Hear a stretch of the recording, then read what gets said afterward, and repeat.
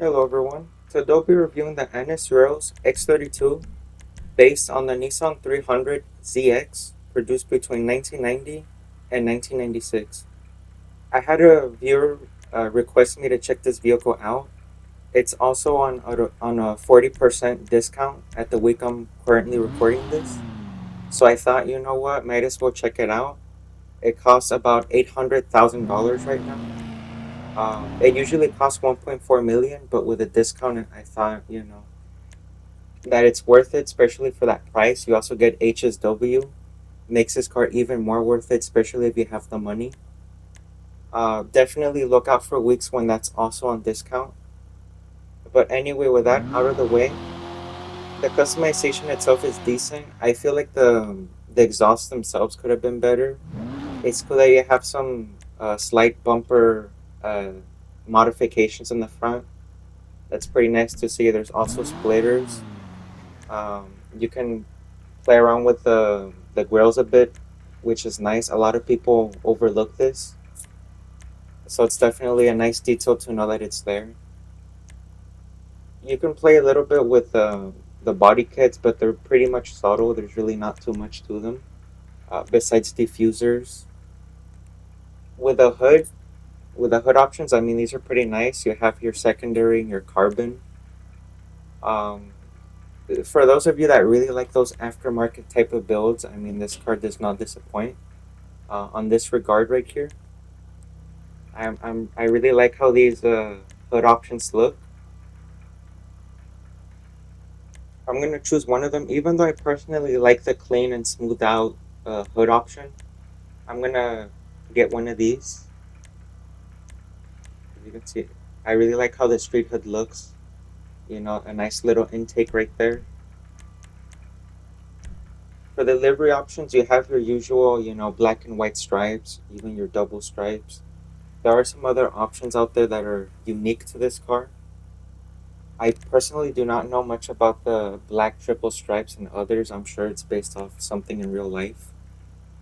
As well as race wing, I mean, that adds a bit more uniqueness to the car. You have your spiky, stripes here. You have your cool drag race livery. You can make a drag race type of build with this, as I'll show you in a bit with the wing customization. Then you have your race inspired liveries down here in the bottom, as you can see. For the louvers, I'm not really a fan. I'm not really feeling this. I'm sure some of you might like this. You could make it work with this car, but I'm just gonna leave them off. Some of them are a bit too over the top for my personal tastes. The rear diffuser, I kind of mixed it up with the louvers on the side for some reason. But hold on. There we go. You see some changes there in the bumper? I was thinking about something else. These are very subtle, as I said. I mean, it's all right, but as you go down, it's mostly an emphasis on um, on the on the diffusers down here. Not really much changes in the bumpers, just slight modifications, slight little intakes and stuff like that. I'm just gonna leave it stock. I was gonna do some more, but it doesn't really align with the exhausts back there. So, the lipped rear spoiler I was thinking of choosing.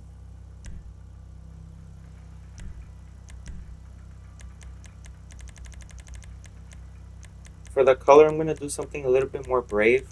I'm gonna put a yellow on this.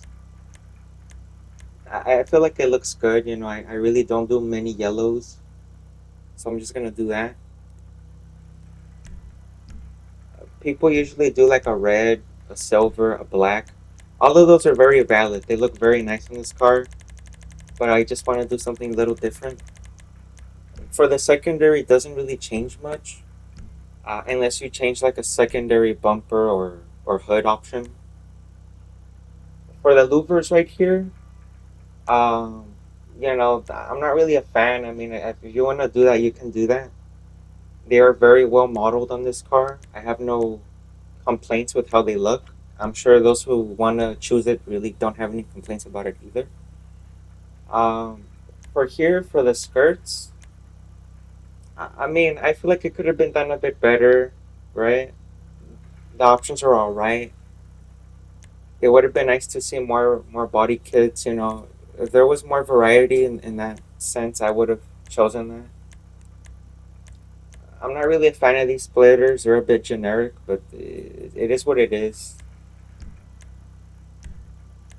For the splitters here, I mean, they're pretty long, pretty out there. So as I said, for those of you who really like those aftermarket type of builds, you're not going to be disappointed. You still have a lot to work with. I was really thinking of putting on these drop splitters, but I don't know. I feel like it's better stock in my opinion. But regardless, these options are still pretty solid. I mean, it all depends on what you're going for.